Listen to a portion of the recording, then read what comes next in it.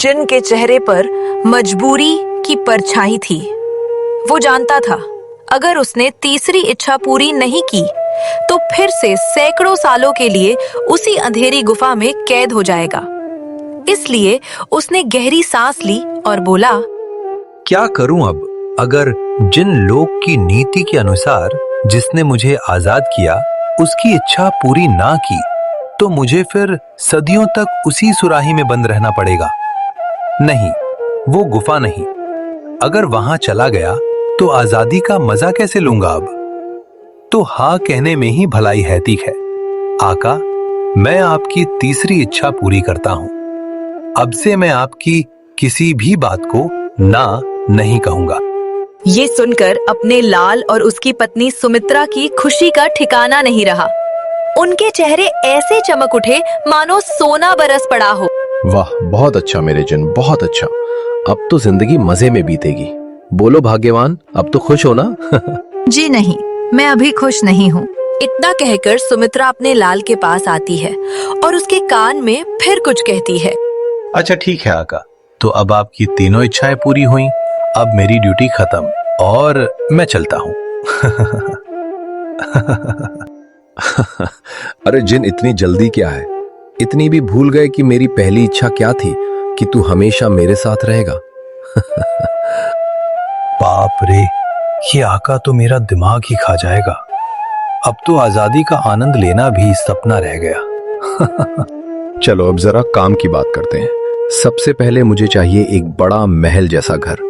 हे खुदा, मुझे लगा था मेरा आका मूर्ख है, पर ये तो बड़ा चालाक निकला। मेरी 3 इच्छाओं में ही मुझे ही खरीद लिया इसने। अपने लाल के आदेश पर जिन ने अपनी हथेली घुमाई और देखते ही देखते वो टूटी झोपड़ी एक चमचमाते महल में बदल गई। अरे वाह वाह वाह मेरे जिन, कसम से कमाल कर दिया तूने। इतना बड़ा घर, ये तो किसी राजा का महल लगता है। मैं तो यकीन ही नहीं कर पा रहा हूँ। अजी, ये सब सच में हमारा है। इतना सुंदर, इतना विशाल महल, मेरी तो सांस ही रुक रही है। मुझे लगता है मैं सपने में हूँ। जी आका, जैसा आपने कहा, मैंने आपका घर महल में बदल दिया है। अब आप यहाँ राजाओं जैसे रह सकते हैं। मेरे जिन, बहुत अच्छा, बहुत बढ़िया। अब तुम जा सकते हो। जब जरूरत पड़ेगी मैं तुम्हें बुला लूंगा। चलो चलो, फुर हो जाओ अब। ठीक है आका, जैसा आप हुक्म करें।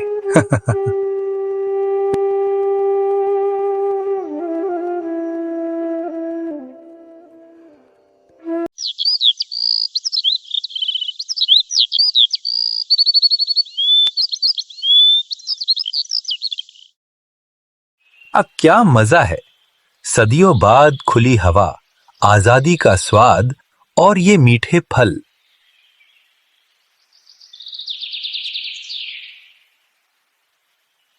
लेकिन मेरा आका, हाय राम, उसने तो मुझे पूरा का पूरा पागल बना दिया।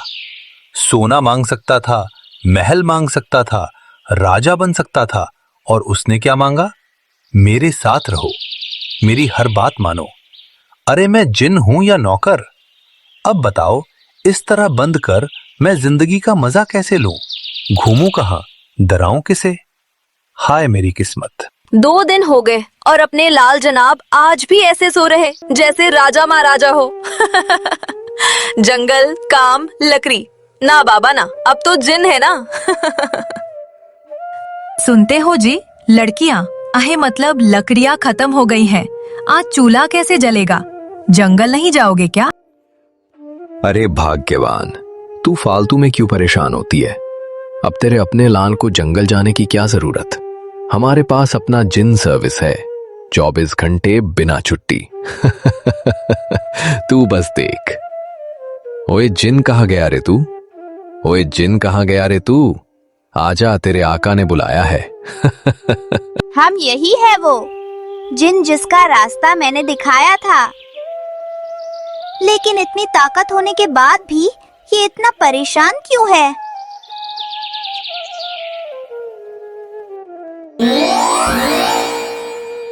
जी आका, हाजिर हूं। अरे जिन घर में लकड़ियां खत्म हो गई हैं, जा जरा 1 2 1 2 करके सबसे बढ़िया सबसे सूखी लकड़ी ले आ। जल्दी नाश्ता भी बनाना है। हे खुदा, लोग जिनसे महल, दौलत, सोना मांगते हैं और मेरा आका लकड़ी मंगवा रहा है। किस्मत भी क्या क्या दिन दिखाती है। जी आका, जैसा आप हुक्म करें।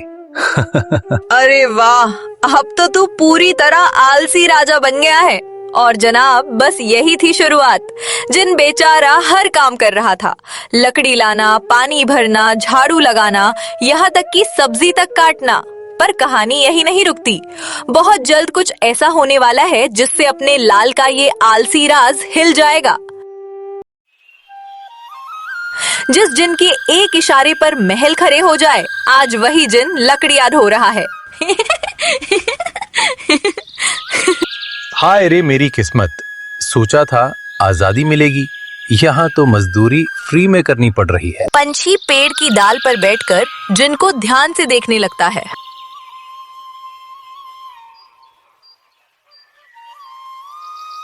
काश उस आका ने सोना चांदी मांगी होती तो मैं भी शान से देता, पर नहीं, मेरे हिस्से आई लकड़ी, कुल्हाड़ी और ये जंगल। खैर, एक फायदा तो है, आका की गुलामी में भी मेहनत ज्यादा नहीं लगती। जहां आम आदमी को पसीना बहाना पड़े, वहां मेरे इशारे से पेड़ खुद झुक जाता है। बस दुख इतना है, ताकत मेरे पास है और फायदा कोई और उठा रहा है। जंगल की उसी वीरानी में जहाँ पेड़ों की सरसराहट भी किसी राज को छुपाए लगती है, वही खला था वो, जिन अपनी किस्मत को कोसता हुआ और अपने ही मालिक पर गुस्सा उतारता हुआ। तभी लाल पंखों वाला वही रहस्यमयी पंछी धीरे धीरे उड़ता हुआ उसके पास आ बैठता है। इतनी ताकत होते हुए भी तू इतना बेबस क्यों लग रहा हो जिन? कौन है? नीचे देखो जिन भाई, मैं नीलकंठी पंछी हूँ, मुझे नहीं पहचाना? जिन मैं वही हूँ जिसने उस लकड़हारे को तेरा रास्ता बताया था। लेकिन आज तुझे देखकर एक बात समझ नहीं आ रही, इतनी ताकत होते हुए भी तू इतना परेशान क्यों है? अरे पंछी, तूने मुझे आजाद नहीं करवाया, तूने तो मुझे गुलाम बनवा दिया है। गुलाम? ये कैसी बात कर रहा है जिन? मुझे कुछ समझ नहीं आ रहा, जरा विस्तार से बता, शायद मैं तेरी कोई मदद कर पाऊं। जिन अपनी पूरी कहानी सुनाता है। सदियों तक मैं उस गुफा में कैद था। जो मुझे आजाद करे उसे 3 इच्छाएं मिले, यही नियम था। लेकिन उस आदमी ने इच्छाएं नहीं मांगी, उसने मुझे ही मांग लिया। पहली में सदा उसके साथ रहने की बेरियां, दूसरी में ना कहने की ताकत छीन ली, और तीसरी में हर हुक्म मानने की मजबूरी। तो असली कैद सुराही की नहीं थी, असल कैद इच्छाओं में थी। अब सवाल ये नहीं कि जिन कितना ताकतवर है, सवाल ये है क्या चालाकी से बांधी गई कैद कभी टूटेगी भी या फिर नहीं। जिन, याद रख, वचन का बंधन वचन से ही टूटता है। मतलब पंछी, मतलब ये जब तक तेरा वो आका खुद ये ना कह दे कि तू आजाद है, तब तक तू इस बंधन से निकल नहीं सकता। जिन, तू ताकत से नहीं, अकल से हारा है। तेरा मालिक तेरे आदेशों पर नहीं, तेरी मजबूरी पर राज कर रहा है। उसने तुझसे कहा है हर बात मानना, लेकिन ये नहीं कहा कि हर बात तुरंत माननी है। पंछी की ये बात सुनते ही जिन के चेहरे पर पहली बार हल्की सी मुस्कान उभर आई। जो चेहरा अभी तक मजबूरी से भरा था, अब उसमें उम्मीद की एक चमक दिखाई देने लगी, क्योंकि उसे समझ आ गया था कि हर बंधन ताकत से नहीं, अकल से टूटता है।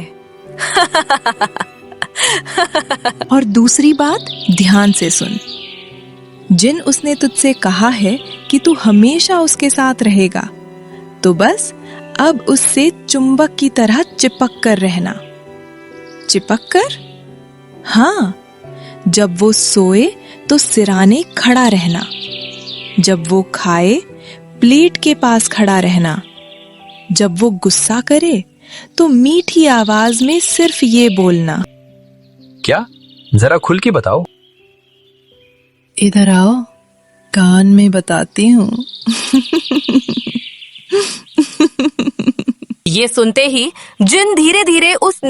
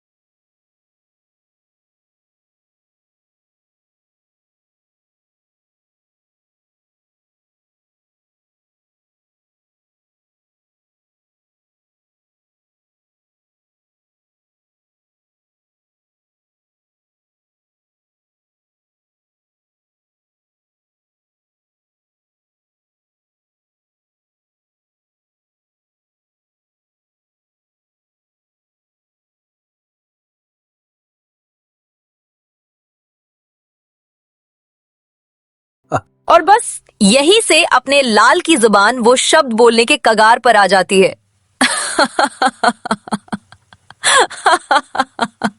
अरे मूर्ख, तू कोई बच्चा है क्या?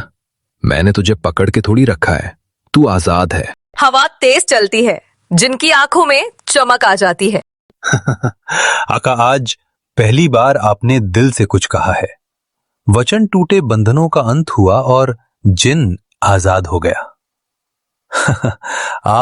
पकी मेहमान नवाजी का दिल से शुक्रिया। दोस्तों, इस कहानी से हमें एक बड़ी सीख मिलती है। ताकत से नहीं, अकल से काम लेना चाहिए। अगर आपको ये कहानी पसंद आई हो तो लाइक जरूर करें, शेयर करें अपने दोस्तों के साथ, और ऐसी ही मजेदार देसी नैतिक कहानियों के लिए चैनल को सब्सक्राइब करना बिल्कुल ना भूलें। अगर आप चाहते हो कि इसका तीसरा पार्ट भी मैं आपके लिए बनूं, तो कमेंट करना मत भूलना।